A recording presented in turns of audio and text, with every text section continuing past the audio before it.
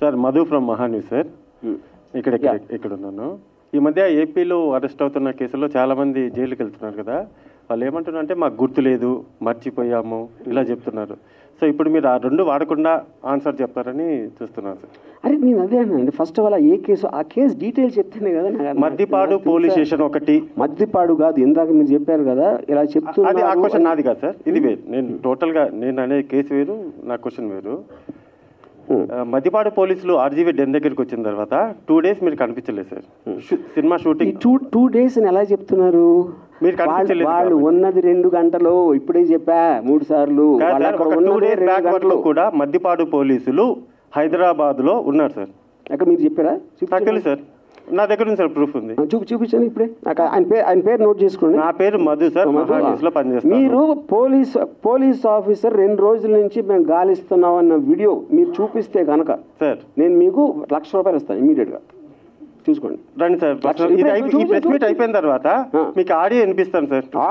Audio ఎవడన్నా మాట్లాడు, నాకు పోలీస్ ఆఫీసర్ వీడియోలో చెప్పింది చూపించండి. ఆడియో లేదు మీకెందుకు మాట్లాడారు? ఇప్పుడు ఒకటి ఇవన్నీ అనవసరం సార్, నేను ఒకటే చెప్తున్నాను. సింపుల్ గా ఇది నాన్ సెన్స్ అనకండి సార్, ఎందుకంటే క్వశ్చన్ మేము అడగాలి, మీరు ఆన్సర్ చెప్పాలి. నాన్ సెన్స్ అని మీరు అనకూడదు సార్. చెప్పట్లేదా? నేను చెప్పట్లేదు కాదు, మీరు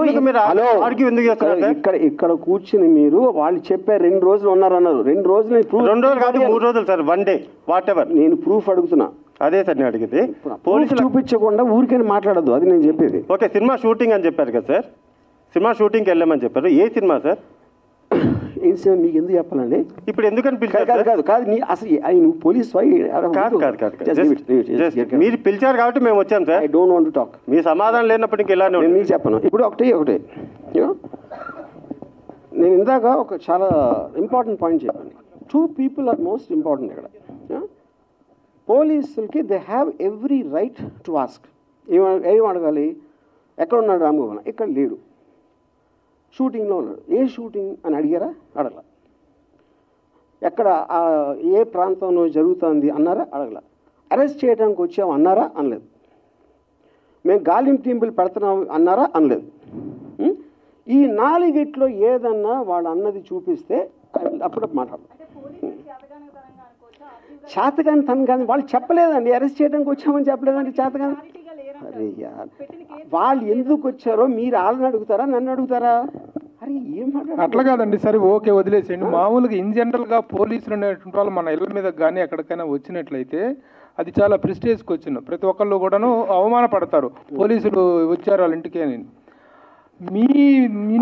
మీ ఆఫీసు ముందు ఒక 4 గంటలు దాదాపు 2 గంటలో 4 గంటలో మీ ఇంటి ముందుకు వచ్చేసి వాళ్ళ ఆఫీస్ ముందుకు వచ్చేసినప్పుడు మీరు ఎందుకు వచ్చారు, నా పరువు తీసే హక్కు మీకేముంది అనేటువంటిది మీరేమైనా చేశారా? మీరేమైనా దానికి నేను చెప్తున్నా అది కమ్యూనికేషన్ జరిగిందని చెప్పాను కదా.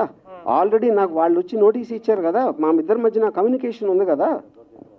ఉన్న తర్వాత వాళ్ళు వచ్చారు, అప్పుడు నేను లేను.